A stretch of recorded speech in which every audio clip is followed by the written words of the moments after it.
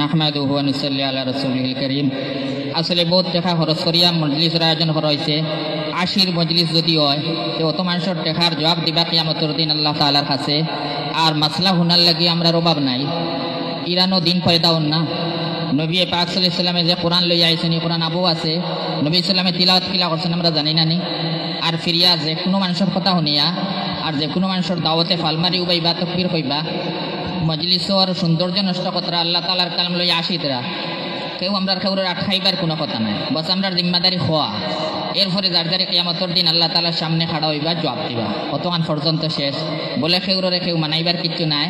বেশটাই বেশ যদি মজলিসর ওকার রয় না আর কোরআনের আজমতর খেলাফ হয় তে আমার লাগি মজলিসও থাকা সম্ভব নাই। এরপরে যার যারি জবাব দিবা আল্লাহ তাআলার কাছে, যার যারি কবরের চিন্তা করবা।